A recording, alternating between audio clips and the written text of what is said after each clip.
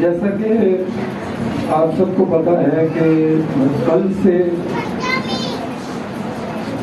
ये पूरा मंजर हमारे सामने है और कल से ईद फसह मनाने के बाद से ही शाम तक के जो भी मनाजिर थे उस टाइम के और रात से लेके अभी तक दोपहर तक जो जो यसूफ के साथ बीता वो हमारे सामने फास्टर साहब ने बयान किया।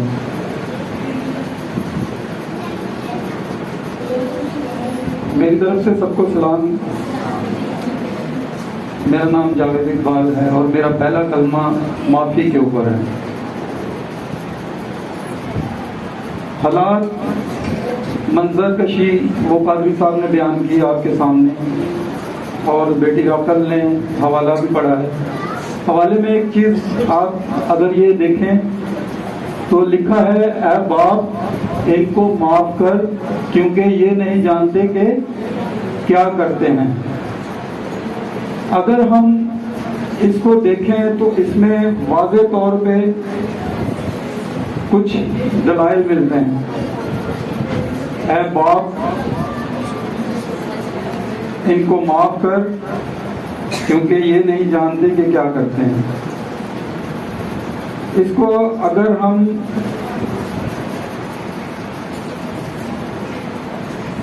देखा जाए तो ये लिखा है ऐ बाप, यानी कि ऐ बाप खिताब के तौर पे जो है, जैसे कोई खिताब कर रहा है, कोई बयान कर रहा है या कोई बात समझाना चाहता है या अपनी कोई बात जो है वो सामने रखना चाहता है तो उसके लिए एक लफ्ज ऐ, यानी ये लफ्ज लिखे हुए ऐ बाप, ये क्या है? खिताब है। यीशु खिताब कर रहा है, बता रहा है, समझा रहा है, सारी चीजें सामने रख रहा है। इनको माफ कर। दूसरी अगर हम देखें तो उसमें लिखा है इनको माफ कर। ये क्या है? ये दरख्वास्त है। पहले इख्तियार रखते हुए, क्योंकि वो कुल कायनात का खालिक मालिक है, पहले खिताब है और उसके बाद क्या है? दरख्वास्त है कि इनको माफ कर। फिर अगर हम तीसरे हिस्से को देखें तो इसमें वाज़े तौर पे लिखा है क्योंकि ये नहीं जानते कि क्या करते हैं। तो ये इस बात की दलील है कि इनको नहीं पता कि ये किसको मसलूब कर रहे हैं, कौन है इनके सामने। क्यों? क्योंकि इनको पता ही नहीं है।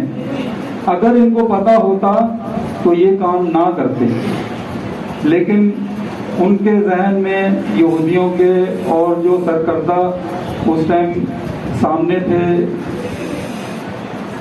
उनके जहन में सिर्फ और सिर्फ एक ही बात, जो यीशु को अपना दुश्मन समझते थे।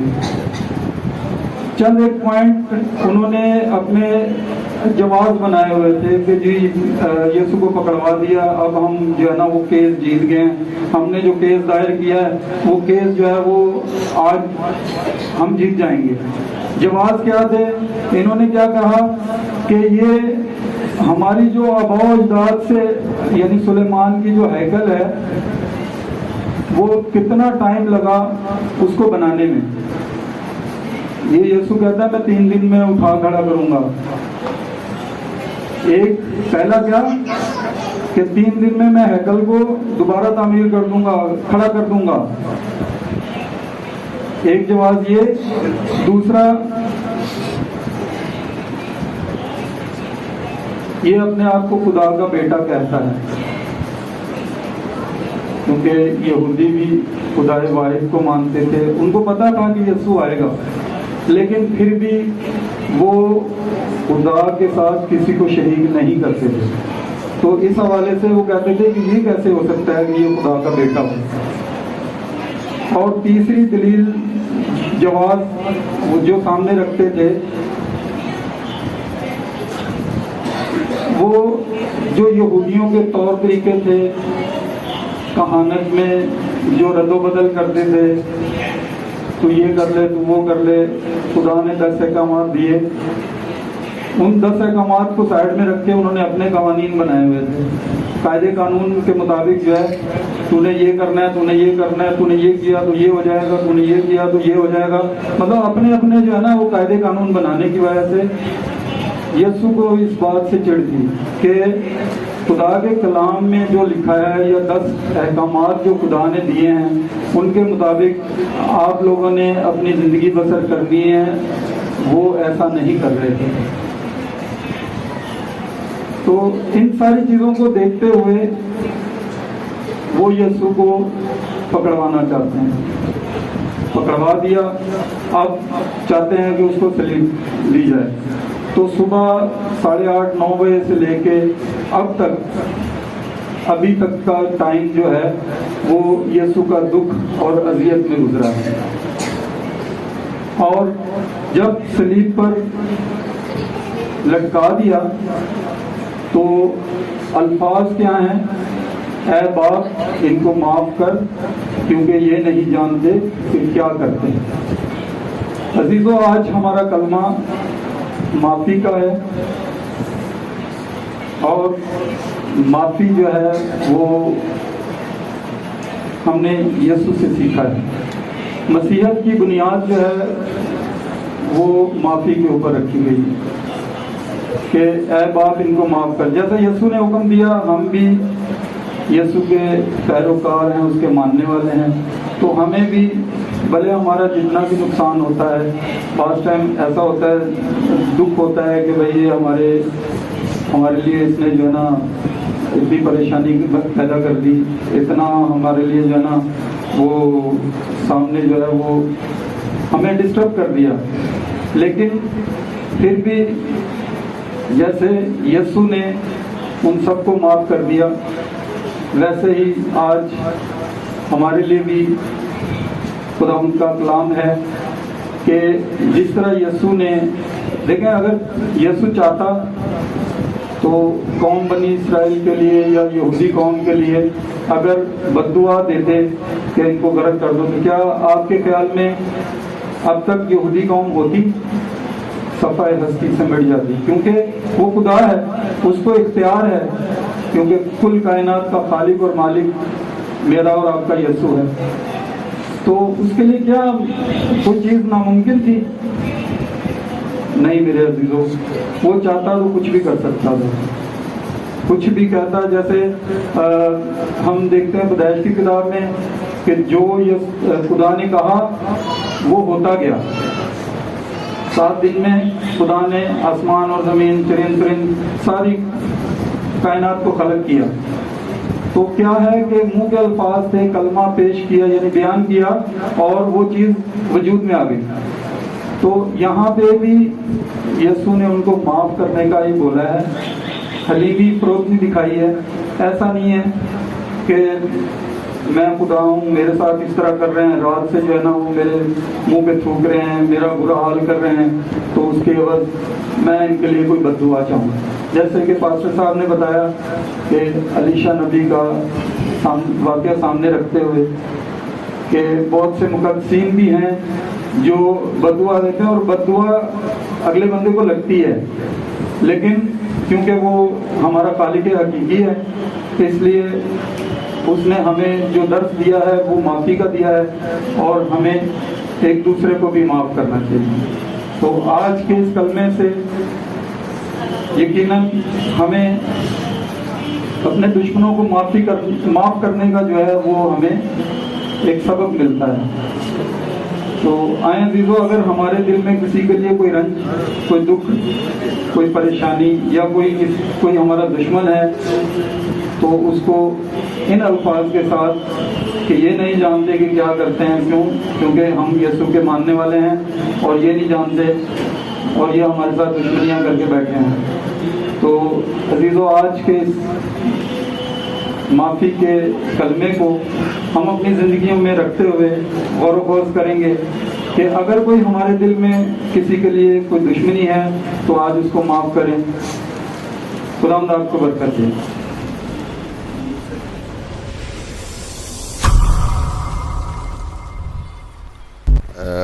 आपको पता कि आज पास्टर साहब नहीं हैं, उनको जाना पड़ा पंजाब, तो इसकी वजह से आज मैं पहली दफ़ा कलमा पेश कर रहा हूँ। तो कोई मिस्टेक हो तो मुझे माफ़ करना। तो आज ये दूसरा कलमा है, नजात का कलमा है।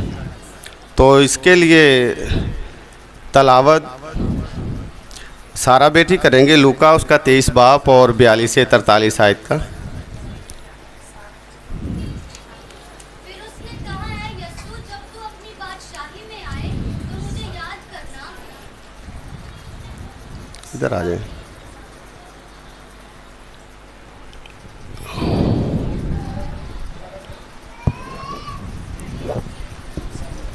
फिर उसने कहा, ऐ यीशु, जब तू अपनी बादशाही में आए तो मुझे याद करना। उसने उससे कहा, मैं तुझसे सच कहता हूँ कि तू आज ही मेरे साथ फिरदौस में होगा। आमीन। हम अपनी ज़िंदगी में हर साल ये कलमात जो है सुनते भी हैं, कुछ लोगों को कलमात दिए जाते हैं, मतलब हर बार ये सुनते हैं और तकरीबन हर संडे हम कलाम सुनते हैं। तो हम किस लिए कलाम सुनते हैं? हमारा मकसद क्या है ज़िंदगी का? नजात। और ये कलमा नजात का है।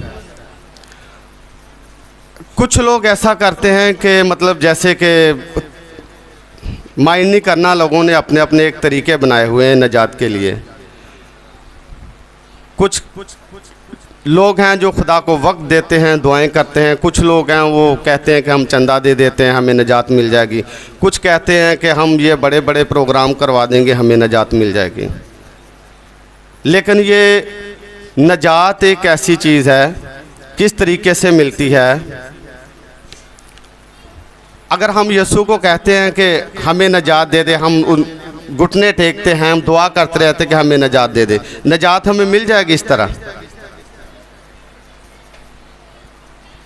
तो यहाँ पे ये पूरा वाक़या आपके सामने है और सबको पता है, ये सबको पता है। ये 3 सलीब हैं जिसमें यीशु बिल्कुल सेंटर में है और उसके दाएं बाएं 2 गुनाहगार, क्योंकि जब यीशु आने से पहले ही ये पेशनगोइयाँ थी कि वो 2 गुनाहगारों के दरमियान मसलूब होगा। तो जो दाईं तरफ का है डाकू है, वो उसको कह रहा है, एक ताने के तौर पे कह रहा है कि अगर तू खुदा का बेटा है तो खुद भी बचा और हमें भी बचा। तो यानी कि उस मकाम पे, उस जगह पे यीशु है और वहाँ भी उसको ताना मिल रहा है। और उसके बराबर जो राइट साइड पे है वो उसे कह रहा है कि क्या तू खुदा से नहीं डरता कि इसको सज़ा मिल रही है, हालांकि इसका कोई गुनाह नहीं। सिर्फ यीशु वाहिद ऐसी हस्ती है जिसमें कोई गुनाह नहीं पाया जाता। तो वो उससे कह रहा है कि क्या तू खुदा से नहीं डरता? तो हम तो गुनाहगार हैं। नजात पाने का जो मुझे थोड़ा सा ये मालूम हुआ है कि जब हम नजात पाते हैं तो हम अपने गुनाह आगे रखते हैं, अपने गुनाह का इकरार करते हैं। तो जो राइट वाला था उसने कहा कि हम तो इस सज़ा के हकदार हैं, हम तो गुनहगार हैं जिसकी हमें सज़ा मिल रही है, लेकिन इसने तो कोई गुनाह भी नहीं किया। तो जो अभी कलाम में हमने मतलब है कि भाई जावेद ने पेश किया कि जैसे पहले मतलब बाप का एहतराम का दर्जा दिया कि है बाप इनको माफ़ कर, बिल्कुल सेम वही चीज़ है कि उसने कहा कि हमने तो गुनाह किया जिसके हम सज़ा पा रहे हैं, इसने तो कोई गुनाह नहीं किया।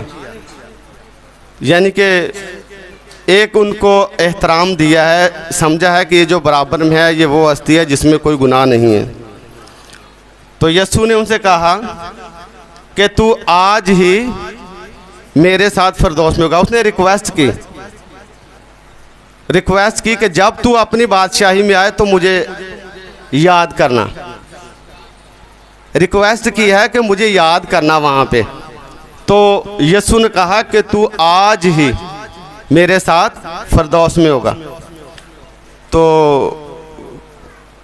बहुत दफ़ा हमने सुना है कि कहते हैं कि तीसरे दिन यीशु जी उठा, 3 दिन कब्र में था। नहीं, वो उसी टाइम मतलब कल परसों नहीं बोला कि तू आज ही मेरे साथ फिरदौस में होगा।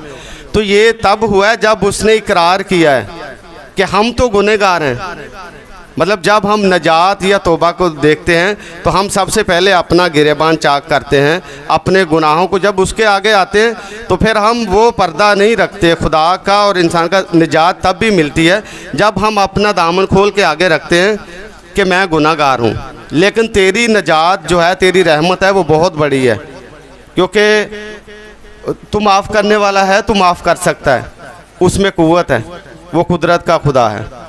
तो मैंने ये सीखा है, और ये है कि जब भी निजात हमें मिलेगी तो जब तक हम अपने गुनाह का इकरार नहीं करेंगे, अपने आप को खाली नहीं करेंगे, अपने आप को चेक नहीं करेंगे कि क्या मेरे अंदर ये चीज़ें हैं, मेरे अंदर ये बुराइयां हैं, जब तक हम उसका इकरार नहीं करेंगे हमें निजात नहीं मिलेगी।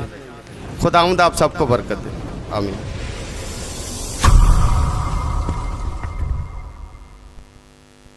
दोबारा सलाम पेश करता हूँ मैं। अच्छा,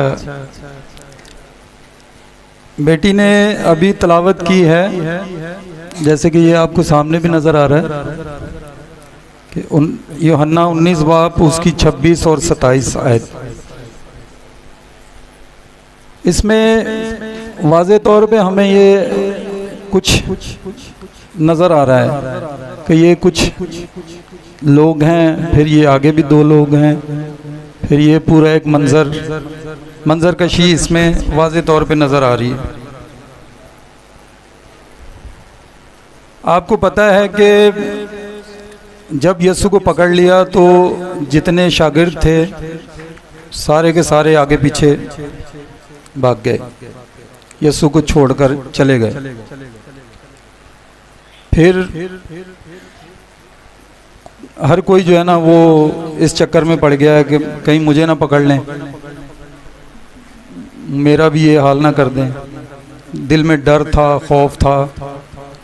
लेकिन इसमें एक शागिर्द का नाम वाज़े तौर पे नज़र आ रहा है, यूहन्ना, जो यीशु से बेइंतहा प्यार करता था, और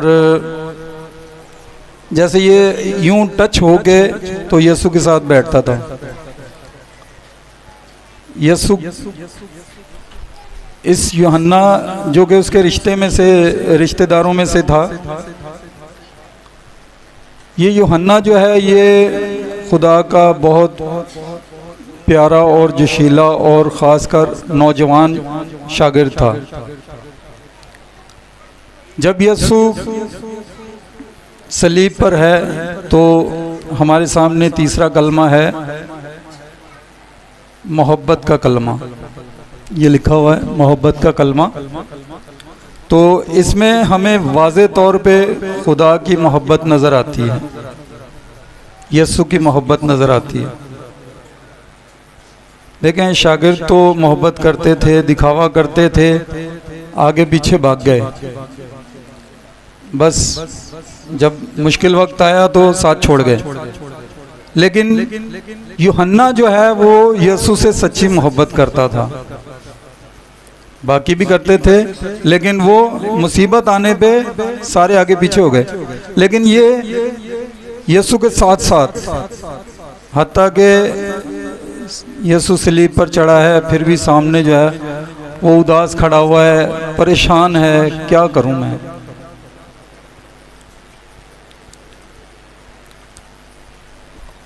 आपको पता है यहाँ भी हमारे भी माशरे में ऐसा ही है कि जहाँ मर्द नहीं ना पहुँचते वहाँ औरतें जो है ना कर आके तो रास्ता बना के तो वहाँ पहुँच जाती हैं। तो सेम उसी तरह औरतें भी जो है ना वो भी, मरियम मगदलीनी और दूसरी औरतें, वो ये सारे मंजर देखने के लिए ना वहाँ सलीब के आगे जाके खड़ी हो गई। ये वाज़े तौर पे नज़र आ रहा है। उसमें यीशु की माँ मरियम भी है।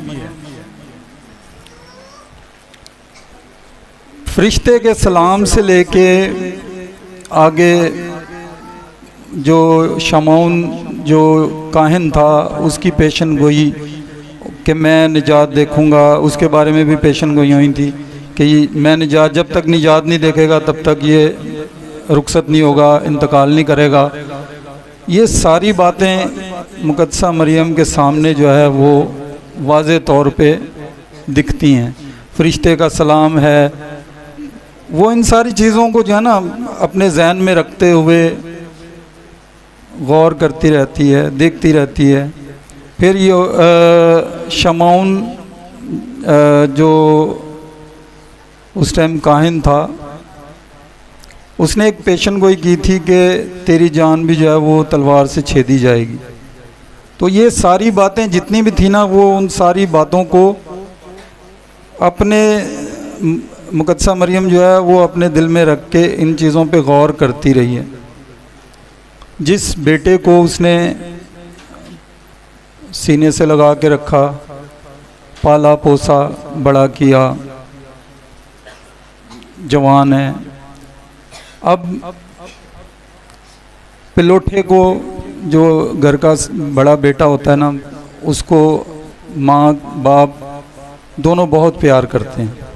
प्यार तो दूसरे बच्चों से भी करते हैं, लेकिन पिलोठे की बात अलग है, क्योंकि वो खुदावंद की तरफ से पहला फल मिला होता है। तो इस हवाले से मुकद्दसा मरियम यस्सु को देख रही है। यस्सु जो कि खून से लथपथ, ये समझ लें हाथ पांव पीले पड़ना शुरू हो गए हैं, बुरा हाल है, भूखा प्यासा। ये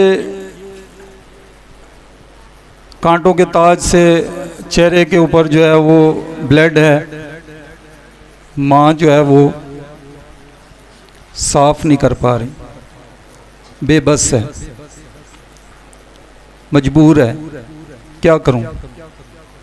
जिसको इतने लाडों प्यारों से, प्यार से, लाड से जिसकी देखरेख की हो, जिसको पाला हो, अगर सामने इस हालत में हो तो आप इस चीज़ से बाखूबी वाकिफ़ हैं कि क्या उस टाइम हालत होगी, क्या सोच होगी मुकद्दसा मरियम की, क्या सोच रखती होगी कि खुदा ने कहा था, मुझे फरिश्ते ने आके पैगाम दिया था कि इसकी सल्तनत जो है वो अब्दुलाबाद तक रहेगी, ये अपने बाप दाऊद के घराने पर अबद तक हुक्मरान रहेगा।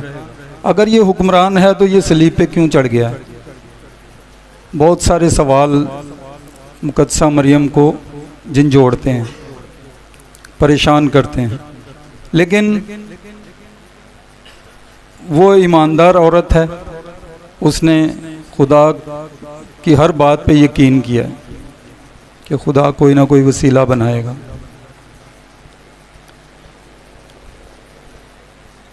फिर हम इसमें देखते हैं, लिखा हुआ है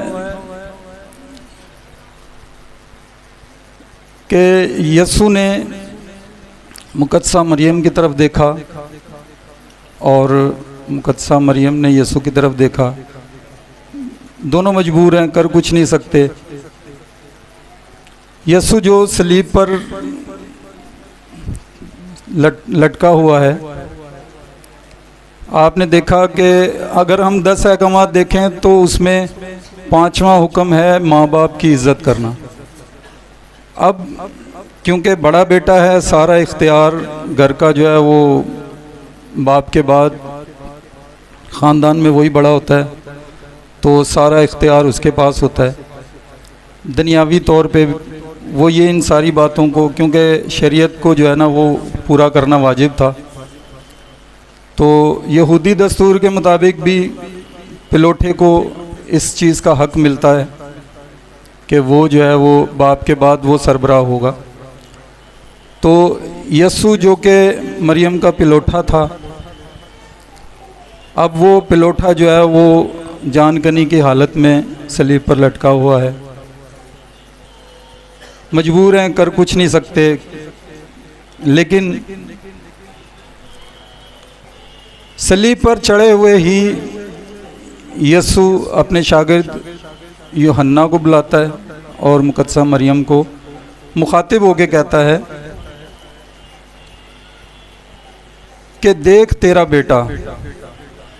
क्या है कि वो शरीयत पूरी करनी है, अपना मकसद पूरा करके उस बाप से मेल मिलाप करना है जाके।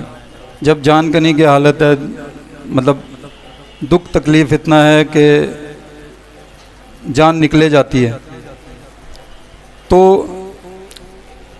देख तेरा बेटा ये है, मुकद्दसा मरियम को मुखातिब करके कहा कि देख तेरा बेटा ये है। इसमें क्या नज़र आता है कि हम यसु ने अपना मकसद पूरा कर लिया, अब बाप से मेल मिलाप के लिए जाएंगे। और इसी तरह शागिर्द से कहा कि देख तेरी माँ ये है। अपनी ज़िम्मेदारी जो है वो, क्योंकि जिससे प्यार करता था अपनी माँ जो है उसके हैंड ओवर करके गया, अपनी ज़िम्मेदारी जो है वो पूरी करके गए। और उस यूहन्ना ने भी ये नहीं कहा कि भाई तेरी माँ को मैं क्यों संभालूं। यसू की माँ को उसने अपने पास लिया। जब तक दुनिया में हयात रही, जैसे यसू ने उसकी देखरेख करनी थी, एक बेटा जो पिलोठा होता है या घर का जो बेटा होता है, जिस तरह उसने उस बेटे ने अपनी माँ की देखभाल करनी है, उसी तरह यूहन्ना ने प्रॉपर वफादारी के साथ जो है वो अपने फ़र्ज़ को निभाया है।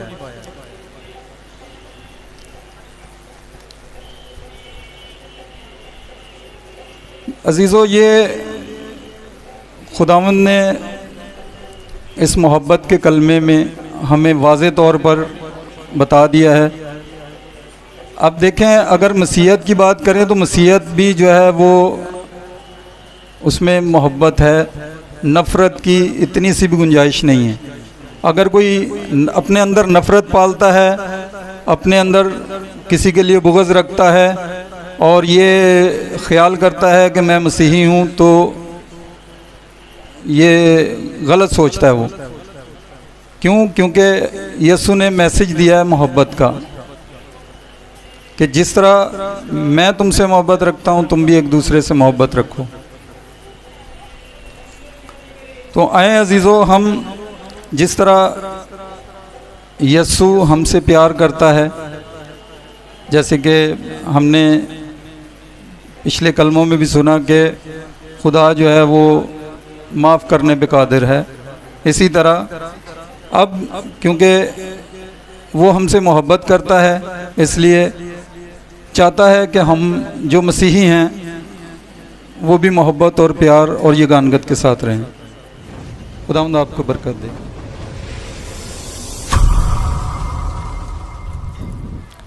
जैसा कि आप जानते हैं कि ये चौथा कलमा है जो कि कफ़ारा का कलमा है, और इसका यहाँ पर उर्दू में भी तर्जुमा है और इब्रानी में भी है, जो कि हमारी मरकज़ी आयत है, एली एली लमा शबक्तनी, यानी ए मेरे खुदा तूने मुझे क्यों छोड़ दिया। मेरे अजीज़ों, यहूदी औकात के मुताबिक खुदावन यसू को सुबह 9 बजे सलीब पर दिया गया, और सुबह 9 से लेकर 12 बजे तक मसीह यसू ने 3 कलमात बयान किए जो कि दिन की रोशनी में थे। और जैसे ही 12 बजते हैं, लिखा है कि तमाम मुल्क में अंधेरा छा जाता है। अब सवाल ये है कि अंधेरा क्यों छा जाता है, इस अंधेरे का क्या मतलब है। मेरे अजीज़ों, ये अंधेरा इस बात की निशानी है कि हमारे खुदावन यसू पर हमारे गुनाहों की अदालत हो रही है। जो हमारे गुनाह, हमारी नजास्तें, हमारी बदकिरदारियाँ थी, वो हमारे खुदावन यसू मसीह पर लादी गई ताकि वो उसको अपने ऊपर लेकर उस पर अदालत हो। मेरे अजीज़ों, यही वजह है जिसकी वजह से हमारा खुदावन यसू मसीह बाप के आगे कहता है, ऐ मेरे खुदा तूने मुझे क्यों छोड़ दिया। खुदा का बंदा यूहन्ना इस चीज़ की पेशन गोई करता है और वो कहता है, देखो ये खुदा का बर्रा है जो दुनिया के गुनाह उठा ले जाता है। मेरे अजीज़ों, वो मेरे और आपके गुनाहों को उठाने के लिए इस जहान में आया ताकि आपके और मेरे गुनाहों को उठाए और उस कफ़ारा को जो हमारे लिए है और वो कफ़ारा को सर अंजाम दे सके। मेरे अजीज़ों, उस पर तमाम हमारे गुनाहों की नजास्तें, बदकिरदारियाँ, हरामकारियाँ, जुल्म सितम उसके ऊपर डाली गई ताकि वो सलीब पर अपने बाप को ये कह सके कि ए बाप तूने मुझे क्यों छोड़ दिया। क्योंकि वो जानता था कि वो सलीब पर कुछ वक्त के लिए छोड़ा जाएगा, क्योंकि वो खुदावन से इससे पेशतर ये बात कर चुका था कि खुदावन अगर हो सके तो ये प्याला मुझसे टल जाए, पर फिर भी मेरी नहीं तेरी मर्जी पूरी हो। क्योंकि वो बाप की मर्जी को अव्वल दर्जा देता था। वो जानता था कि वो किसी मकसद के लिए इस दुनिया में भेजा गया है, और मेरे अजीज़ों वो उसी मकसद को पूरा करने के लिए इस जहान में आया। और मेरे अजीज़ों, मसीह यसू के पैदाइश से हज़ारों साल पहले इस बात की पेशन गोई हो चुकी थी कि मसीह यसू सलीब पर हमारे कफ़ारा के लिए छोड़े जाएंगे, जो कि अगर हम पढ़ें अहबार की किताब उसके 16 बाब उसकी 5वीं आयत में लिखा है। मैं आपको मुख्तसर से बता देता हूँ। मैं खुदा हारून से कलाम करता है, हारून को हुक्म देता है कि 2 बकरे ले और उन दोनों बकरों पर 2 चिट्ठियाँ डाल, और एक चिट्ठी खुदा के नाम पर और दूसरी चिट्ठी अज़ाज़ेल के नाम पर हो। और जो चिट्ठी खुदा के नाम पर निकले उसे खता की कुर्बानी के लिए खुदावन के हजूर गुजराना जाए, लेकिन जो चिट्ठी अज़ाज़ेल के नाम पर निकले, खुदावन का हुक्म था कि उसको मेरी हजूरी में जिंदा खड़ा किया जाए ताकि वो कफारे का काम करे और वो बियाबान में अज़ाज़ेल के लिए छोड़ दिया जाए। मेरे अजीज़ों, हमारा यस्सु भी सलीब पर कफारे के लिए छोड़ दिया गया है, वो भी खुदा के हजूर जिंदा खड़ा किया गया है। इसलिए वो खुदा से कहता है, ऐ खुदा तूने मुझे क्यों छोड़ दिया है, ताकि ये पेशन गोई पूरी हो कि खुदावन की ये मर्जी है कि वो हमारे गुनाहों के लिए छोड़ा जाए। हालेलुया। मेरे अजीजों, खुदावन ये कह चुके थे कि ये ना समझो कि मैं तौरात और नबियों की किताब को मनसूख करने आया हूँ। मैं मनसूख करने नहीं बल्कि पूरा करने आया हूँ। वो इस बात को पूरा करने आया था कि वो सलीब पर हमारी खातिर चढ़े। वो इस बात को पूरा करने आया था कि वो हमारे लिए निजात का बाइस बने। मेरे अजीज़ों, इसलिए इस पेशन गोई का पूरा होना बहुत लाजमी था। और जो वर्ड हमने इस आयत में पढ़ी है, अज़ाज़ेल वर्ड यूज़ हुआ है। अगर ये English Bible king James version के अंदर हम इसे देख रहे हैं, उस पर लिखा हुआ है स्केप गोट, जिसका मतलब है कि वो बकरा जिसके ऊपर गुनाह लादे जाते हैं, जिस पर नाराज़गी लादी जाती है और जो बियाबान में छोड़ दिया जाता है। मेरे अजीज़ों, इसलिए हमारा खुदावन बाप के हजूर छोड़ दिया जाता है क्योंकि उसके ऊपर हमारे गुनाह हैं और उस गुनाह की अदालत हमारी खातिर उस खुदावन यीशु मसीह पर हो रही है। इसलिए मेरे अजीज़ों, अगर हम पुराने अहदनामे पर गौर करें हम, तो वहाँ पर गाय, बकरे और बैलों का खून बहाया जाता रहा, लेकिन इससे मुकम्मल कफ़ारा नहीं होता था। इसके लिए कि ऐसे खून की ज़रूरत थी जो मुकम्मल कफ़ारा दे। मेरे अजीज़ों, इस खून में जो कि बर्रों का खून है, मेंढों का खून है, उसके अंदर कोई कुव्वत, कोई कुदरत नहीं पाई जाती। यही वजह थी कि वो मुकम्मल कफ़ारे का बाइस नहीं बन सकते थे। मेरे अजीज़ों, इसलिए बाइबल बताती है कि जो गुनाह करता है वो गुनाह का गुलाम है, और जो गुनाह का गुलाम है, इब्लीस उससे जब चाहे कुछ भी गुनाह करवा सकता है। और यही वजह है कि जब गाय, बकरे और बैलों का खून बहाया जाता तो उनका मुकम्मल कफ़ारा नहीं होता था, क्योंकि उनके इंसान के डीएनए के अंदर, इंसान के रगों के अंदर ये गुनाह ठहरा हुआ था, जो कि ये मिटाया नहीं जाता था इस गाय, बैल, बकरों के खून से। इसके लिए ऐसे खून की ज़रूरत थी जो बेऐब खून हो, जिसके खून में कुदरत पाई जाती, जिस खून के वसीला से उस सारे गुनाह की गुलामी को मिटाया जा सके। मेरे अजीज़ों, वो मेरे और आपके खुदावन यीशु का ही लहू है, जिसके खून के वसीला से उस गुनाह की गुलामी को मिटाया गया, उस सारी नाराज़गी को मिटाया गया। इसलिए मेरे अजीज़ों, ये लाजिम था कि मेरा और आपका ज़िंदा खुदा सलीब पर छोड़ दिया जाए, क्योंकि उसके बगैर ये कफ़ारा मुमकिन नहीं हो सकता था। इसलिए उसकी पैदाइश से हज़ारों साल पहले बाप ने पेशन गोई करती थी कि औरत की नस्ल से एक लड़का पैदा होगा, और वही कुल कायनात के गुनाहों को, बल्कि उस गुनाहों के सांप को जो कि इब्लीस के डंगने से इंसान बागेदन से निकाला गया, उससे छुड़ा सके। मेरे अजीज़ों, ये गाय, बैल और बकरों के खून से नहीं हो सकता था कि उनके खून से हमारा कफ़ारा हो सके। इसलिए लाजमी था कि खुदावन यीशु का लहू बहाया जाए, और वो जो गुनाह की तासीर जो इंसान के अंदर पाई जाती थी, जो इंसान चाहकर भी ना चाहते हुए भी गुनाह कर जाता था, उसको मिटाने के लिए उस खून की ज़रूरत थी जो हमारे यीशु मसीह का खून था। हालेलुया। इसलिए मेरे अजीज़ों, हमारा खुदावन यीशु मसीह सलीब पर चढ़ाया गया ताकि वो मेरे और आपके लिए अपने आप को कुर्बान करे और उस पेशन गोइयों को पूरा करे जो हमारे लिए खुदावन ने रखी हुई थी, क्योंकि ये सब कुछ, सारा काम, सारी निजात का काम हमारे लिए था, कौम बनी इसराइल के लिए था, तमाम मुल्क जहान के लिए था, वो तमाम इंसानियत के लिए था।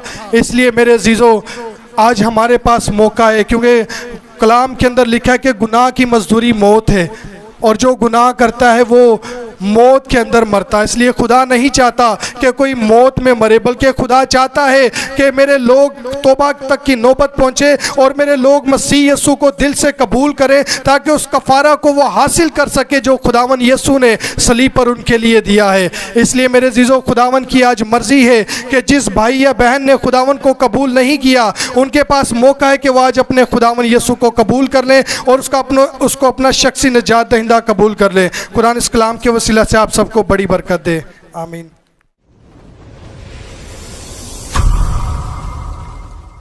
यीशु मसीह के अजीम नाम में आप सबको सलाम। जैसा कि अभी हमने खुदा उनके पाक कलाम में से तिलावत सुनी, बेटी ने हमारे सामने पढ़ा, हमने सुना कि इसके बाद जब यीशु ने जान लिया कि अब सब बातें तमाम हुई ताकि नविश्ता पूरा हो, तो कहा मैं प्यासा हूँ। खुदा यीशु मसीह के बारे में कलाम मुक़द्दस में तकरीबन को 360 के करीब पेशन गोइयाँ मौजूद हैं और उनमें से हर पेशन गोई खुदा यीशु मसीह के बारे में बिल्कुल मुकम्मल तौर पे पूरी हुई है। ये जो पेशन गोई है, इसका पीछे कहाँ हवाला है मैं आपको बता दूँ। ज़बूर 69 यानी 69, ज़बूर 69 में 69 उसकी आयत नंबर 21 में लिखा है कि उन्होंने मुझे खाने को इंद्राइन भी दिया और मेरी प्यास बुझाने को उन्होंने मुझे सिरका पिलाया, उनका दस्तरखान उनके लिए फंदा बन गया। तो ऊपर इस बात का हवाला है कि खुदा यीशु मसीह प्यासे हैं और जिसके बारे में हमने अभी सुना कि उन्होंने मुझे खाने को इंद्राइन भी दिया और मेरी प्यास बुझाने को उन्होंने मुझे सिरका पिलाया। तो खुदा यीशु मसीह के मुतालिक तमाम पेशन गोइयाँ जो अहद अतीक में की गई वो सारी की सारी पूरी हुई। तो आज का खुदावंद का 5वां कलमा जो आपके सामने पढ़ा गया कि मैं प्यासा हूँ, हम इस जुमले पर गौर करेंगे। मज़ाहिर ये जुमला बड़ा सादा सा है, मैं प्यासा हूँ, लेकिन जब कोई बात खुदावंद के हवाले से होती है तो फिर वो बात सादा नहीं रहती बल्कि बहुत गहरी हो जाती है। तो जब खुदा यीशु मसीह कहते हैं कि मैं प्यासा हूँ, तो क्या इसका मतलब? मैंने जब खुदा से दुआ की और मैंने खुदा से कहा कि खुदा मुझे इसके मायने बताए जाएं, तो जो मुकाशफा मुझ पर खुला मैं आपसे शेयर करना चाहूँगा। हम देखेंगे खरूज की किताब, उसका 3रा बाब, खरूज की किताब 3रे बाब में 13वीं और 14वीं आयत को हम देखेंगे। 13वीं आयत में लिखा है कि तब मूसा ने खुदा से कहा कि जब मैं बनी इसराइल के पास जाकर उनको कहूँ कि तुम्हारे बाप दादा के खुदा ने मुझे तुम्हारे पास भेजा है और वो मुझे कहें कि उसका नाम क्या है, तो मैं उनको क्या बताऊं? खुदा ने मूसा से कहा, मैं जो हूँ सो मैं हूँ। तो खुदावंद ने अपना नाम मूसा को क्या बताया? तो लिखा है 14वीं आयत में कि खुदा ने मूसा से कहा, जो मैं हूँ सो मैं हूँ। और यहाँ पर हम पढ़ते हैं यूहन्ना की अंजील के जो तलावत हमने सुनी, यहाँ पे लिखा है कि मैं प्यासा हूँ। जो कलमा 5वां कलमा हम पढ़ते हैं, मैं प्यासा हूँ। मैं इसको थोड़ा सा यूँ पढ़ने लगा कि अगर मैं इसे यूँ पढ़ूँ कि मैं हूँ और प्यासा को हम आखिर में ले जाएं, तो मैं हूँ, जैसा खरूज में हमने पढ़ा कि खुदा ने अपना नाम बताया कि उसका नाम है मैं हूँ, और आगे प्यासा, मैं हूँ प्यासा, यानी ये वो खुदा है जो प्यासा है। लेकिन जब बात खुदा की आ जाती है तो जैसे मैंने कहा कि फिर बात सादा नहीं होती, फिर बात प्यास की भी अगर है तो फिर आम प्यास नहीं होती। ये वो प्यास नहीं है कि जैसे हम प्यासे हो जाते हैं। आजकल रोज़ों के आयाम भी हैं, हम रोज़े रखते हैं और एक वक्त ऐसा भी आता है कि जब हमें शदीद प्यास महसूस होती है, और अगर रोज़ा ना भी हो तो लंबा टाइम जब हम पानी नहीं पीते तो हमें प्यास लगती है, जिस हमें डिहाइड्रेशन की वजह से प्यास लगती है। और दिमाग का वो हिस्सा जिसे हम हाइपोथैलेमस कहते हैं, वो प्यास का और भूख का एहसास पैदा करता है। तो यहाँ वो प्यास नहीं है। बेशक खुदावंद यीशु मसीह जिस्मानी लिबादे में हैं, उनके पास भी मेरे और आपके जैसा बदन है, और उस बदन की भी ये डिमांड है कि उसे पानी भी चाहिए, उसे खाना भी चाहिए। लेकिन एक चीज़ जो हमें जहन में रखना है कि वो लिबादा जो हमें नज़र आ रहा है जिसमें खुदावंद यीशु मसीह मौजूद है, वो है तो जिस्मानी लिबादा, वो बदन तो वो है जो उसने मुकद्दसा मरियम के बदन से लिया है।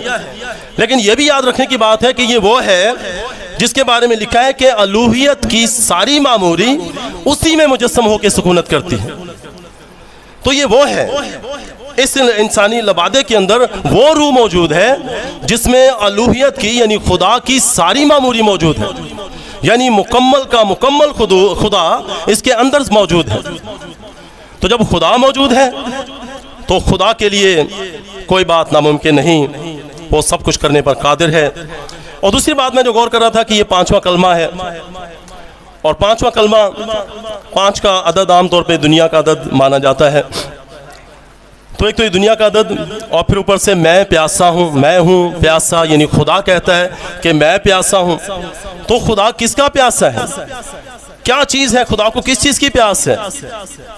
तो अगर हम थोड़ा सा इस पर बात कर लें कि खुदा किस चीज़ का प्यासा है, थोड़ी सी बात मैं इससे पहले कि इस पर बात करें, थोड़ी सी बात मैं इस पर करना चाहूँगी कि खुदावंद जो तमाम चीज़ों का बनाने वाला है, उसके मुंह से ये अल्फाज अदा हुए कि मैं प्यासा हूँ, मेरा और आपका मुनज्जी खुदावंद। तो वो जो समंदरों और दरियाओं और झीलों और आबशारों और पानी के तमाम मंबा है, ज़खायर का खालिक और मालिक है, वो यहाँ पर कहता है कि मैं प्यासा हूँ। वो जिसने धरती की बुनियाद रखी, वो जिसने धरती को पानी पर कायम किया, वो यहाँ कहता है कि मैं प्यासा हूँ। और वो जो खुश्क चट्टानों से बनी इसराइल को पानी पिलाता रहा, वो यहाँ कहता है कि मैं प्यासा हूँ।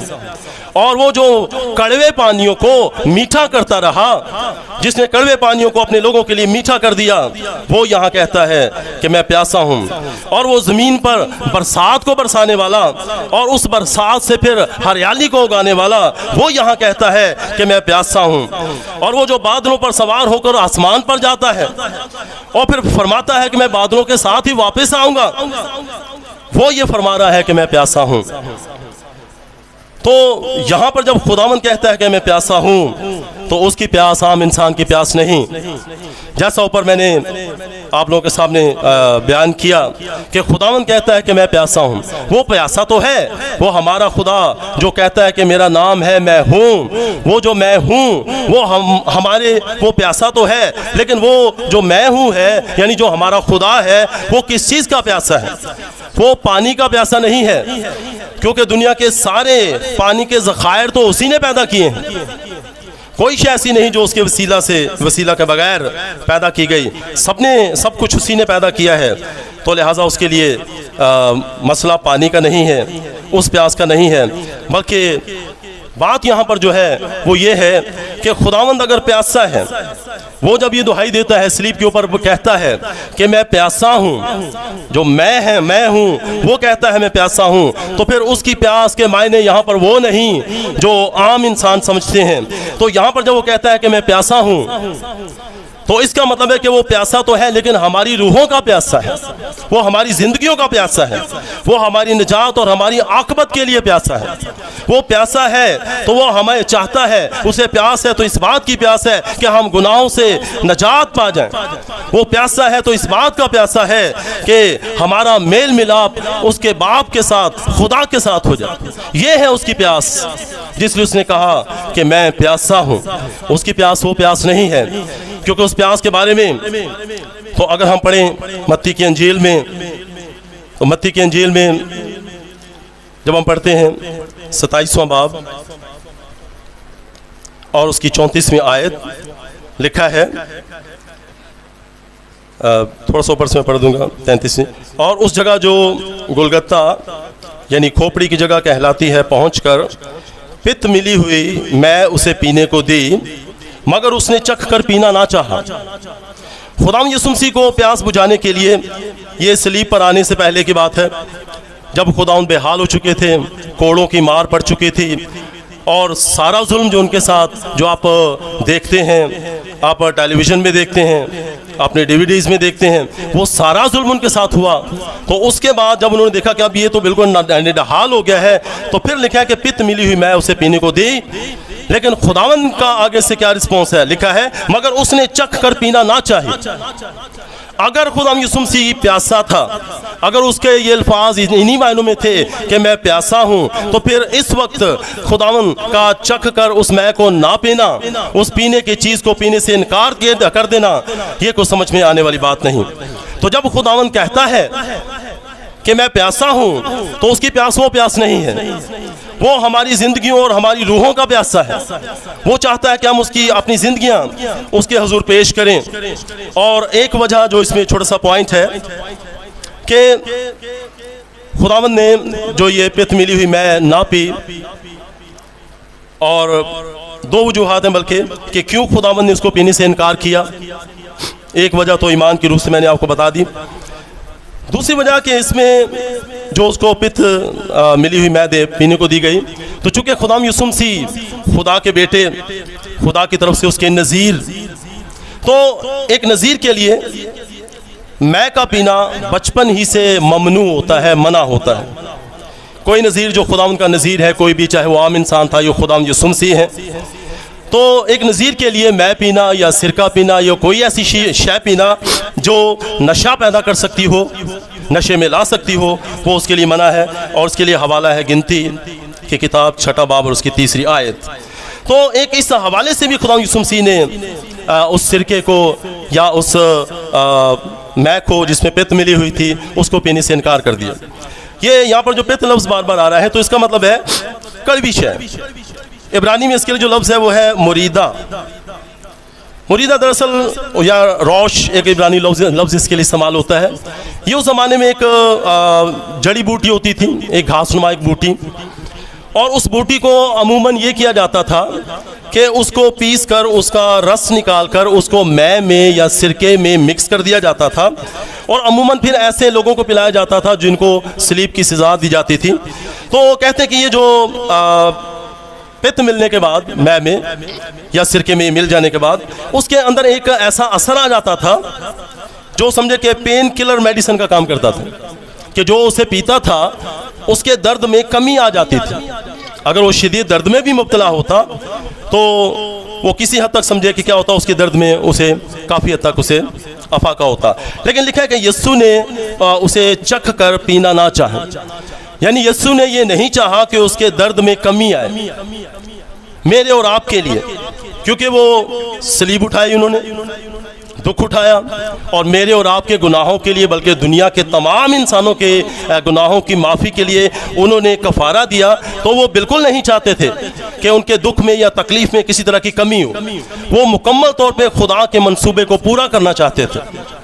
तो हम खुदा उनका शुक्र करते हैं कि हम उस अजीम कौम और उस मुक़द्दस काहिन शाही काहिनों के फ़िरके से ताल्लुक़ रखते हैं कि जिनका खुदा सलीब पर भी उनकी फ़िक्र करता है, और वो सलीब पर चढ़ने के बाद भी ये कहता है कि मैं प्यासा हूँ।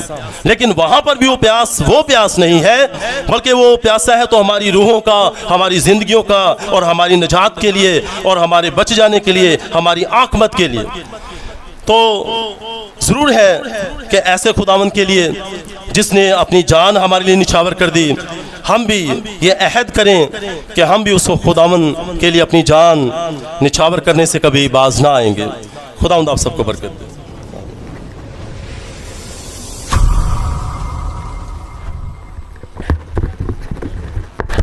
शुक्रिया भाई जी, खुदावंद यीशु आपको बरकत बख्शे, सरफराज करे। खुदावंद के बंदा ने बड़ी तफसीलन बयान किया, खुदा का शुक्र अदा करते हैं। बहन शाला से दरख्वास्त है कि वो दुआ में रहनुमाई करें। खुदा के बंदा मुबशर आसिफ साहब के लिए बरकत चाहें, और इसके बाद नेक्स्ट बंदा ना चीज़ मैं ख़ुद पेश करूँगा, तो मेरे लिए भी दुआ की जाए ताकि खुदावंद रहनुमाई फरमाए। बाकी सब मुत्तफिक होंगे।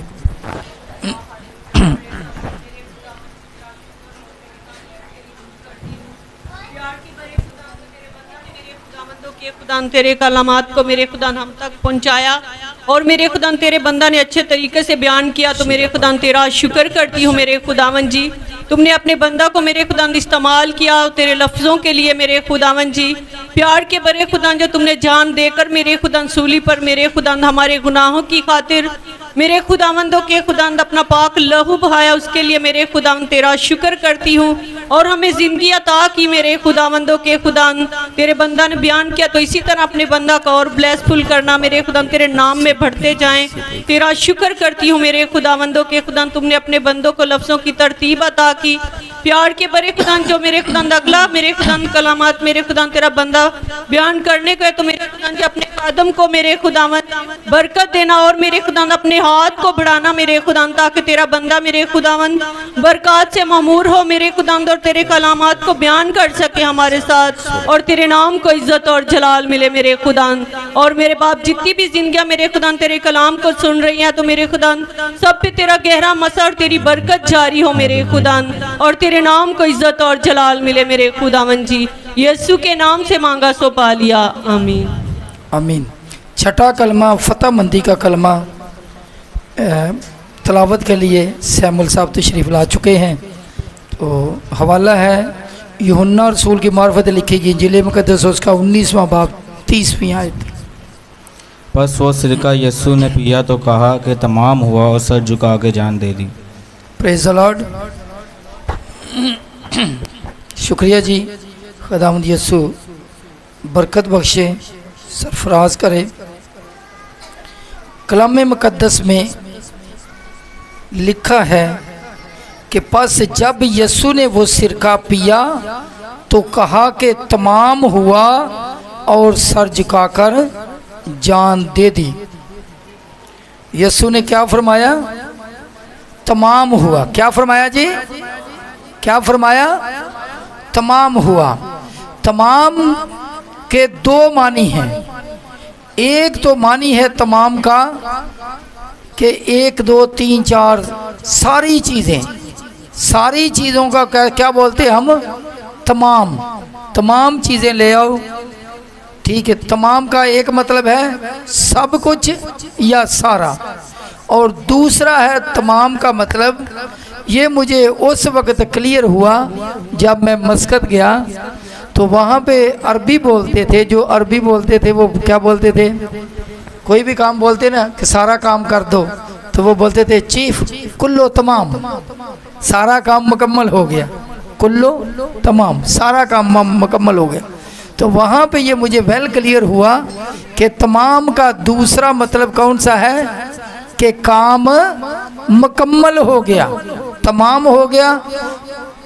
हम अक्सर बोलते हैं इसका काम तमाम हो गया, इसका काम तमाम हो गया।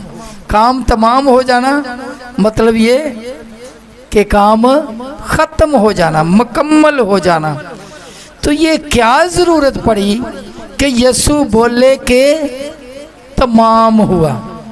क्यों ज़रूरत पड़ी है भाई जी? भाई आसम क्या फरमाया कि तमाम हो गया? क्यों ज़रूरत पड़ी? क्या तमाम हुआ? क्या चीज़ मुकम्मल हुई?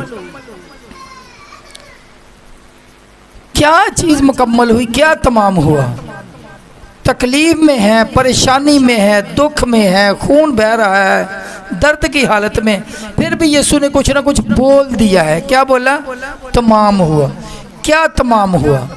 मैं ये समझता हूँ कि अदन में एक काम ख़राब हो गया था।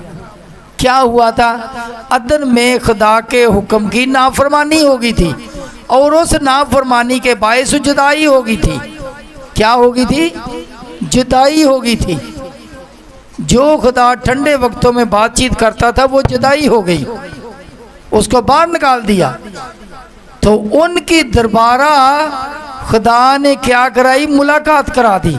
उनके खुदा के और आदमजाद के दरमियान में आकर दरमियानी बनकर अपनी जान का कफारा देकर खुदा ने बोला, यीशु ने बोला कि वो क्या हो गया, काम निजात का काम तमाम हो गया। Praise the Lord. अच्छा, एक तो निजात वाला काम तमाम हुआ, दूसरा क्या, जो उनमें जुदाई आ गई थी उसकी जुदाई को ख़त्म करके बोला काम तमाम हो गया। कौन सी जुदाई? इंसान और खुदा के दरमियान में एक जुदाई थी। वो जुदाई हमें हैकल के पर्दे में भी नजर आती है कि पाक मकाम तक तो दूसरे लोग भी जा सकते हैं, लेकिन पाक मकाम, पाक तरीन मकाम पे कौन जाता है? सरदार काहिन साल में सिर्फ एक दफ़ा जाता। क्यों? वहाँ पे खुदा की हजूरी होती है, और वहाँ पे जब खुदा के पास जाता है तो अगर उसमें कोई बद किरदारी हो तो वहाँ पे मर भी जाता है। तो इसलिए उसके जो सरदार काहिन होते थे उसका जो लिबास होता था वहाँ पे बेल बांधी जाती थी, ताकि बंदा हिलजुल रहा तो बेल बज रही तो बंदा जिंदा है। तो ये इंसान और खुदा के दरमियान में उसको रस्सा भी बांधा जाता था कि अगर इंसान मर गया, बेल की आवाज़ आना बंद होगी तो उसको जो लेने जाएगा उस मकाम में जाएगा तो वो भी मर जाएगा, तो रस्सा बांधा जाता तो उससे खींच नहीं जाता। तो ये खुदा के और इंसान के दरमियान में एक क्या था? पर्दा रूनमा था, जुदाई की दीवार थी। और यीशु ने जब जान दे दी तो हैकल का पर्दा दो चाक हो गया, फट गया। तो जो जुदाई की दीवार थी वो भी ख़त्म हो गई। खुदा ने, यीशु ने वो भी काम ख़त्म कर दिया। उसके बाद फिर दुनिया मारी मारी फिरती थी, शफा नहीं पाती थी। तो यीशु जब बदन की हालत में थे उन्होंने बड़ी बड़ी बीमारियों को दूर कर दी। यहाँ तक एक बूढ़ी कुबड़ी औरत आई, उसको बोला तुझे मैं हुक्म देता हूँ कि इसको छोड़ दे, बदरू इसमें से निकल गई, वो उसी वक्त खड़ी होगी, बिल्कुल शिफा पा गई। जन्म के अंधे शिफा पा जाते। तो जो शिफा का काम है, यसाया में यही कुछ लिखा है। यसाया 53 बाब की 45 आयत, उसमें क्या लिखा है? उसके मार खाने से हमने शिफा पाई। तो शिफा का जो काम था वो भी क्या हो गया? तमाम हो गया, मुकम्मल हो गया, पूरा हो गया। उसके बाद जैसे भाई भी बता रहे थे कुर्बानी के लिए, तो जो कुर्बानी का मामला था उसमें यह था कि लोग कुर्बानियाँ, क्योंकि मूसवी शरीयत में कुर्बानियों का हुक्म था, लोग कुर्बानियाँ दिए जाते थे, बकरों, छतरों, मेंढों की, बैलों की कुर्बानियाँ दिए जाते थे, फिर गुनाह करते थे, फिर कुर्बानी देते थे, फिर गुनाह करते, ये सिलसिला चलता रहता। तो ये जो कुर्बानी वाला मामला था, ये जो गुनाह कर चुके होते उसकी कुर्बानी करने से उसकी तो माफ़ी हो जाती, लेकिन ये कुर्बानियाँ आने वाले गुनाहों से प्रोटेक्ट नहीं करती थी, बचाती नहीं थी। तो एक ऐसी कुर्बानी की ज़रूरत थी, कामल ऐसी कुर्बानी की ज़रूरत थी कि जिसमें क्या हो, दोबारा और कुर्बानी की ज़रूरत ना पड़े और आइंदा आने वाले गुनाहों से भी बचा ले। और वो कामल कुर्बानी किसकी थी? हमारे यीशु की। और यीशु ने अपने ही बदन की कुर्बानी देकर फरमाया क्या हो गया? तमाम हो गया। आइंदा से कुर्बानियाँ मौकूफ, बंद। खुदा का शुक्र अदा करते हैं। यही वजह है कि आज मसीही लोग मेंढों बकरों की कुर्बानियाँ नहीं देते। तो दूसरा काम, एक आखिरी बात जो करने लगा हूँ वो ये है कि यीशु के पास जो इख्तियार था, इख्तियार जो उसको मिल गया तो उसने सारा का सारा अपना इख्तियार हासिल कर लिया। तो जो इख्तियार लेने वाला काम था वो तमाम हो गया। कैसे? आपने सुना होगा कि जो साउल बादशाह था, जब वो परेशान हुआ तो वो एक जादूगरनी के पास जाता है, तो सैमुअल की रूह को उसने ऊपर बुला लिया। इसका मतलब कि जादूगर के पास इख्तियार था कि रूहों को भी बुला ले आलम अरवा से, लेकिन जब यीशु ने जान दी तो वो आलम अरवा में उतर गया और कैदी रूहों को अपने साथ ले गया। और मकाशवा पहला बाब उसकी 18वीं आयत में यही लिखा था, देख मैं मर गया था, मैं जिंदा हूँ, देख मैं अव्वल और आखिर हूँ, और मौत और आलमे अरवा की कुंजियाँ हालेलुया यीशु के पास है। इख्तियार वाला काम तमाम हो गया। खुदा का शुक्र है कि कुल इख्तियार हमारे यीशु के पास, और वही मुख्तारे कुल है, आसमान और ज़मीन पूरी कायनात का खालिक मालिक वो। खुदा का शुक्र अदा करते हैं कि उसने अपना काम तमाम किया है, अपना काम पूरा किया है, अपने काम को कंप्लीट किया है। मैं ये समझता हूँ ज़ाती तौर पर दुनियावी लिहाज से भी सोचें, यीशु ने तो अपने बाप वाला काम जो उसको दिया गया उसने पूरा किया। क्या यीशु ने जो हमें काम दिया कि उसकी दुआ बंदगी करें, उसे अपनी ज़िंदगी में अव्वल दर्जा दे, क्या हम करते हैं? ये सोचने की बात है। आइए अपनी आंखों को बंद करें। रिबा भारी शोतुलरा सबली काले रोजू इसंदरा काले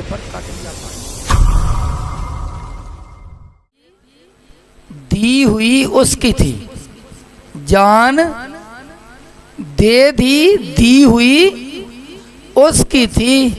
हक तो ये है कि हक अदा ना हुआ। Praise the Lord. मैं अपनी रूह तेरे हाथों में सौंपता हूं। अगर कोई इंसान ये कहे कि मैं अपनी रूह तेरे हाथों में सौंपता हूं, खुदा को कहे, तो ये ऐसा मुमकिन है? जान किसकी है? रूह किसकी है? रूह किसकी है? खुदा की। और रूह किसके पास जाती है? खुदा के पास जाती। अपने पास क्या हमारी रूह हमारे कंट्रोल में है? नहीं, खुदा के कंट्रोल में। जब दिल करे उसने वक्त मुकर्रर पर डाला, वक्त मुकर्रर पर निकाल लेगा। तो क्या अपनी रूह कोई किसी के हाथों में सौंप सकता है? नहीं। लेकिन वाहिद यीशु ऐसी ज़ात है जिसके पास इख्तियार है। वो क्या फरमाता है? मुझे जान देने का भी इख्तियार है और जान ले लेने का भी इख्तियार है। यीशु की रूह का इख्तियार यीशु के पास है। इसीलिए तो बोला मैं अपनी रूह तेरे हाथों में सौंपता हूँ। हम अपना बदन तो सौंप सकते हैं, लेकिन हमारी रूह पे हमारा कंट्रोल नहीं। इसका मतलब वो खुदाए कादर है, इसलिए उसको रूह पर भी इख्तियार है, इसलिए वो आप अपनी रूह सौंप सकता है। हाँ जी। दूसरा, क्या गई हुई रूह को कोई वापस बुला सकता है? गई हुई रूह को कोई वापस बुला सकता है? बुला सकता है? नहीं। लेकिन मेरे यीशु के पास ये इख्तियार है कि वो बुला सकता है। उसने यायर की बेटी की रूह को जो चली गई थी क्या किया? वापस बुला लिया। उसने बेवा के बेटे की रूह को जो चली गई थी उसको वापस बुला लिया। अच्छा, इनको तो थोड़ा टाइम हुआ था। वो बंदा जो 4 दिन से कब्र के नीचे है, उसकी रूह को भी बोला कि आजा, और रूह वापस आ गई। इसका मतलब यीशु ऐसी हस्ती है जिसके पास रूहों का भी इख्तियार है। तो जब उसके पास इख्तियार है तो वो रूह बुला भी सकता है, तो वो रूह क्या कर सकता है? दे भी सकता है। तो कलाम मुक़द्दस से पहले भी हमने आयत पढ़ी, मुकाशवा पहला बाब 18वीं आयत में, वो आलमे अरवा में चला गया। आलमे अरवा में जाकर उसने क्या किया? सबको अपने साथ ले गया। ख़त्म में लिखा हुआ है। और फिर क्या फरमाता है? मुकाशवा पहला बाब 18वीं आयत में क्या फरमाता है? मौत और आलमे अरवा, जहाँ पे मरने के बाद रूहें जाती हैं, उस जगह का भी इख्तियार किसके पास है? मौत और आलमे अरवा की कुंजियाँ किसके पास है? यीशु के पास है। खुदा का शुक्र अदा करते हैं। जो खुदा को मानने वाले, जो यीशु के मानने वाले हैं, जब वो जान देते हैं तो वो भी ऐसा ही करते हैं। जब आखिरी मौका है तो खुदा ने यीशु ने किसी और को नहीं बुलाया, बल्कि बोला कि मैं ए खुदा है बाप, मैं अपनी रूह तेरे हाथों में सौंपता हूँ। रूह तेरे हाथों में क्या करता हूँ? सौंपता हूँ। यीशु के मानने वाले भी, जब इंसान बीमार होता है, मुश्किल होता है, बिल्कुल एंड पे पहुंच जाता है, मौत के करीब होता है, तो कोई माँ को याद करता है, कोई अपने किसी को याद करता है, कोई किसी को याद करता है। लेकिन जो खुदा के मानने वाले वो यीशु के नक्शे कदम पर चलते हैं। कैसे? जब स्तिफनस को क्या किया जा रहा है? संसार किया जा रहा है। मैं चाहता हूँ कि ये हमारी आखिरी आयत होगी, इसको पढ़ा जाए। अमाल की किताब 7वां बाब और 59 है। 59 शेरी बला रकातुल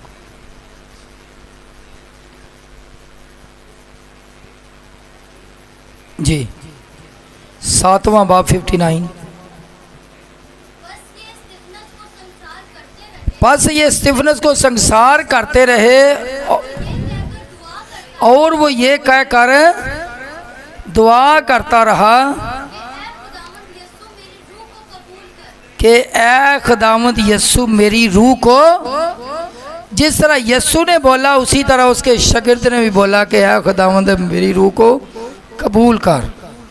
प्रेज द लॉर्ड। खुदा का शुक्र अदा करते हैं कि खुदावंद अपने लोगों को कुव्वत बरकत बख्शा है। मैं चाहता हूँ 2 आयतें और हैं, वो भी पढ़ ली जाए। अब्रानियों 9 बाब उसकी 27वीं और 28वीं आयत।